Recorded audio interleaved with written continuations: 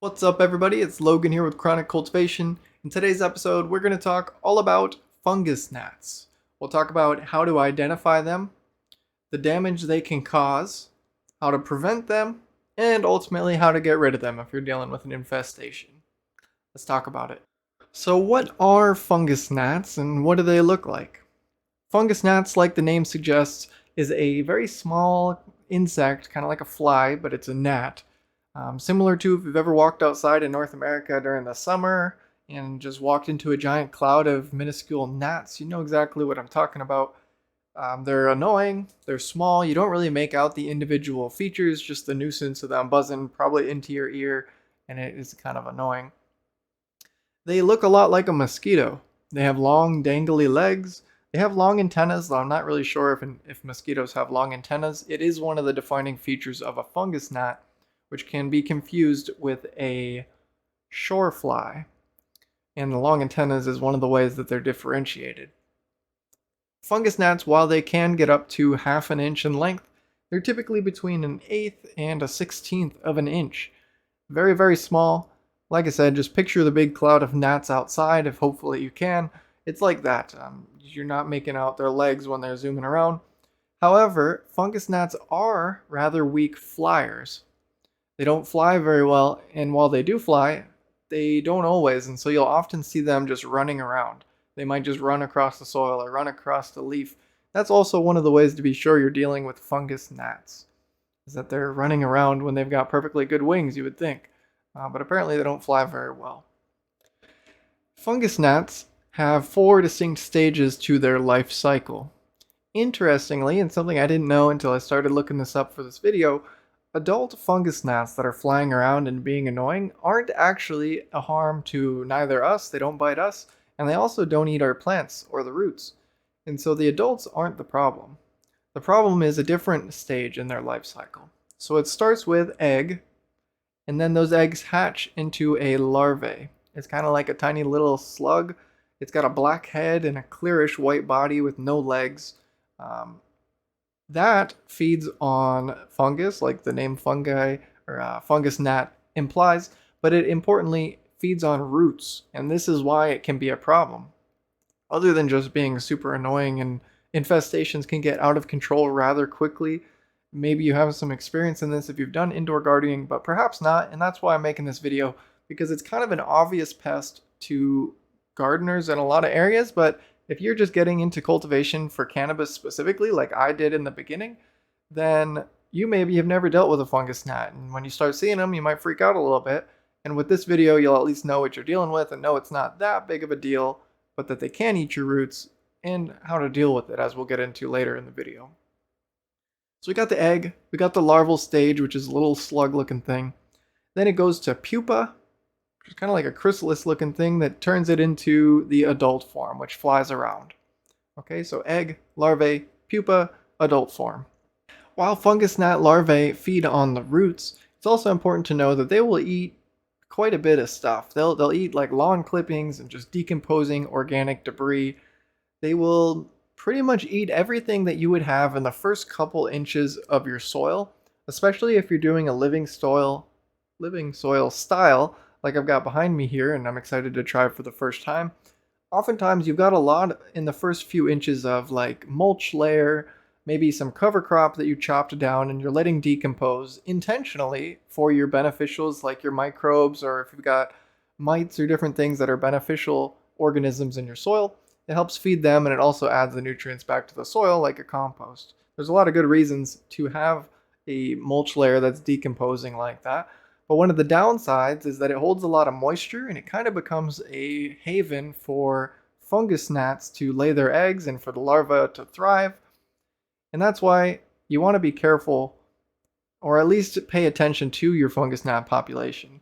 They can very quickly reproduce. I think it takes something like 16 days for a generation to complete. So from adult to laying an egg to pupa to larvae to pupa, to adult again, it's about 16 days, but the temperature has a pretty good effect on that. So it could be shorter or longer depending on the temperature.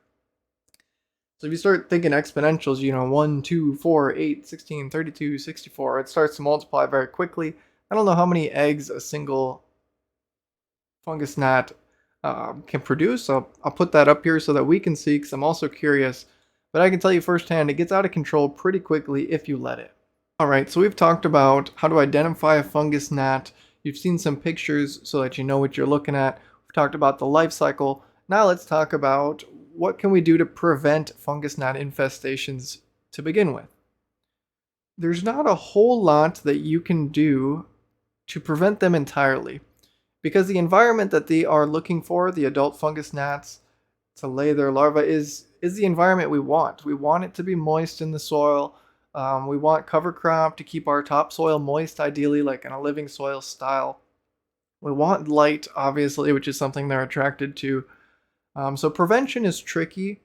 If you have a living soil bed, like a 3x3 bed, rather than just pots behind me, over time you can develop a population of beneficials that will help control the population of fungus gnats. The populations of different organisms in your living soil will come to an equilibrium. They'll even out so that one doesn't get too out of control and the rest don't as well. You don't want too many beneficials either, and you don't want too many fungus gnats. On either end, it's not a good thing. Everything in moderation. And it'll naturally do that, but if you're starting the first grow with some fresh soil, it's not going to have these beneficial mites or nematodes or bacterium we'll talk about that could kill off the fungus gnat larvae and eradicate the problem. So as far as prevention, just try and make sure you're not overwatering. It's kind of silly to say this as it relates to fungus gnats directly, because fungus gnats are not the reason you don't want to overwater, really. You don't want to overwater because it's going to stress your plant out and stunt it and cause problems. But a benefit to not overwatering is that it will help prevent fungus gnats from the beginning. Now, when you buy soil, if you're not buying pasteurized soil where they've sterilized everything, though I think there's a difference between pasteurization and sterilization, you're on the same page, I hope. You're going to potentially have some fungus gnats. What prompted me to make this video is there's one fungus gnat that I've noticed flying around in the soil behind me. It's not a problem. One fungus gnat, while it is slightly annoying, is not the end of the world, and it is to be expected if you're growing in soil. It's just kind of the way it goes. Now, where you want to pay attention is if that one fungus gnat becomes 10 fungus gnats, and next thing you know, it's like you go to water and you pour some water in the pot and a cloud comes up from your soil like locusts, blacking out the sky, the sun.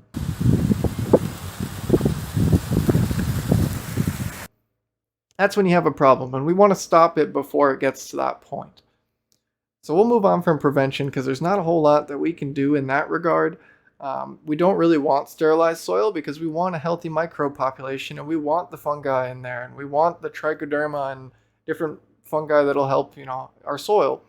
We want the bacteria to be alive. We don't want to kill everything in there, or you're going to have trouble with decomposing the organic matter in your soil and feeding the plant. So let's talk about how can we kill off the fungus gnats once we have them. Ideally before it's an infestation, but beyond just a nuisance. You'd have more than one or two and you'd say, okay, I need to deal with this. What do I do?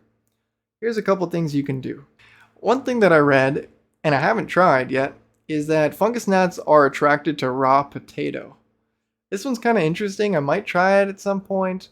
But at the same time, when potatoes sit too long, they get that kind of black, like bacteria, slimy nastiness, and I don't want to deal with that. I'm not even sure that would happen, but supposedly in some greenhouses, they'll put a piece of potato, uncut or uncooked raw potato, just put a little chunk in the topsoil, and that's how they get a good indication of how many fungus gnats are they dealing with, because they'll gravitate to that little slice of potato. So that's kind of a cool little life hack. Haven't tried it myself, but we'll keep it in the back of my mind, and you can as well. If you don't have anything else, maybe you got some potatoes laying around and you can make some progress. Another way of controlling them and killing them off is Build a Soil, who is the products I'm buying and who I'm following to learn living soil largely, is Build a Soil. They have a great YouTube channel. I highly recommend you check theirs out too. They recommended taking off the top few inches of topsoil, especially if you have like a really thick mulch layer. Like over time, you might get like a solid 6 to 8 inches of just mulch layer and kind of leaves decaying and organic material, which can be great. But once you have the fungus gnats just infested in that top 6 to 8 inches, you're never I won't say you will never get rid of them, but you might just be better off taking that off, throwing it away, putting some fresh straw or whatever you want to use for your mulch layer down and being done with it. That's going to get rid of a ton of the larvae, which is going to stop the cycle in its tracks. Now you might still have some fungus gnats to deal with. You'll probably always have some fungus gnats to deal with if you're in something like a living soil, but not always. I mean, most of my growing experience, there's not fungus gnats flying around, so it's hit or miss. Especially if you're drying, if you're underwatering, like I've been known to do in the past, that will also kill them off because they need moisture to kind of thrive and lay their eggs and the larvae to be happy. But you don't want to underwater just to kill off the fungus gnats, so don't get that impression. They also recommended that you can just cover the top of your soil. I want to say, and gosh, I should probably look it up to be sure here, but I'll just put a little thing saying if I'm right or not.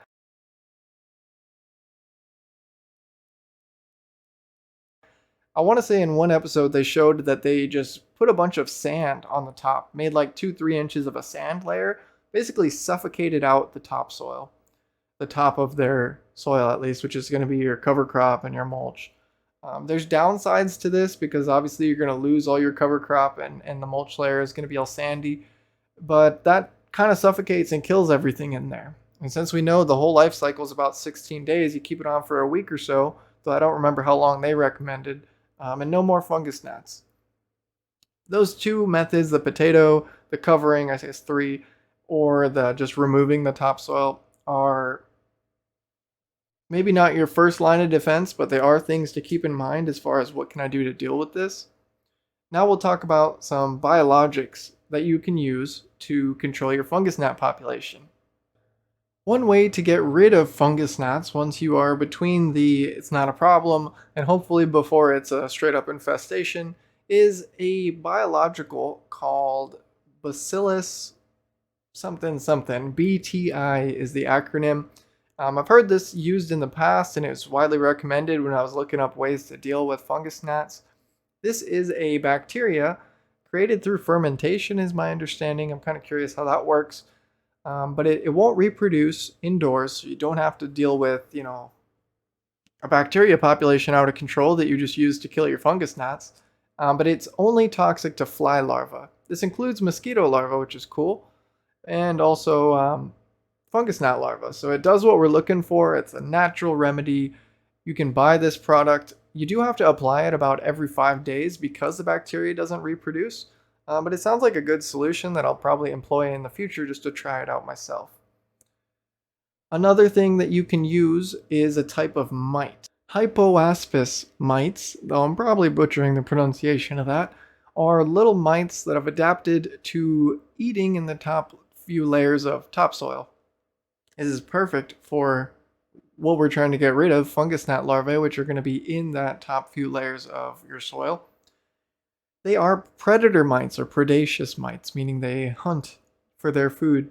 They not only hunt fungus gnat larvae and pupa, but also thripes, springtail pupa, and other invertebrates. So they are in the category of beneficial organisms or beneficials, you might hear it called. They're the kind of mite that we want.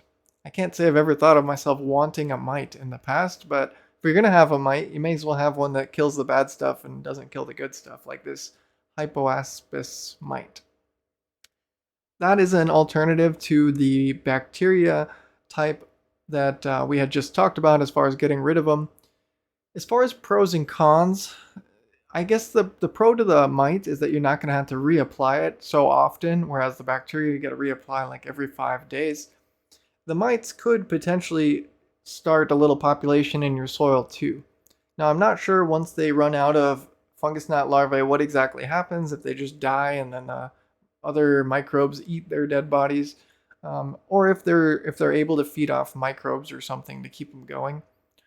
But that's one popular method, is adding these beneficial predator mites to take out the larvae and in so doing stop the life cycle of the fungus gnats. The third and final style of biological control for fungus gnats is a type of nematode. I feel like these kind of came into popularity recently. I don't remember why. Maybe it was some tidbit like they can survive radiation, or maybe they're the only thing that can survive in space. Something weird like that. They kind of look like little bears, right? Little water bears, they might be called. But this particular type of nematode will actively search for a host and provide long-term prevention, but also eradication of the fungus gnat larvae. Like season long is how I saw it described when I was reading about it. Now I don't know, just like with the mites, if you apply this before you have anything for them to feed on, if they're going to still reproduce and get nutrients elsewhere. But nematodes would be an alternative to the mites or the bacterium. The nematodes can be applied in a solution, so you'd put some in your water and then you just kind of drench or soak your soil just like a normal watering, and that should hopefully take care of your fungus gnat larva problem.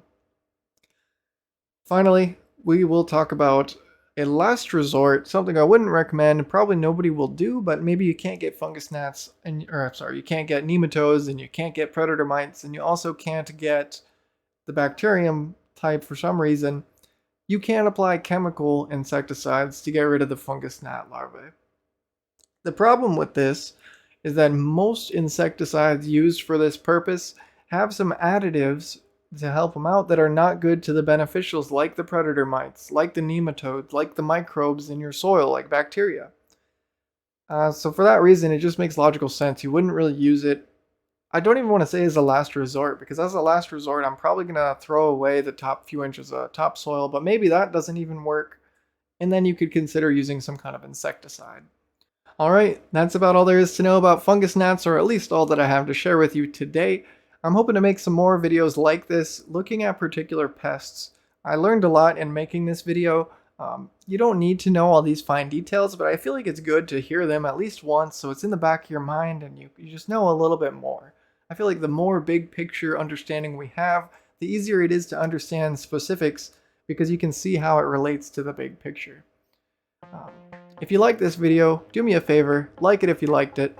Drop a comment and feed the YouTube algorithm if you really want to help me out. That's probably the best thing you can do. If you're not already subscribed, you too can join the Awesome People Club and subscribe and join my 140 awesome people that I have currently subscribed to the channel. I'm looking forward to making more content for you and learning more for myself. I'll see you next week, and by then, for you Minnesota growers out there, we will be legal. I'm very excited. I know you're excited. It's going to be a whole new chapter for the channel, but for life in general, on the other side of legalization. So I'm looking forward to it, and I'll see you then.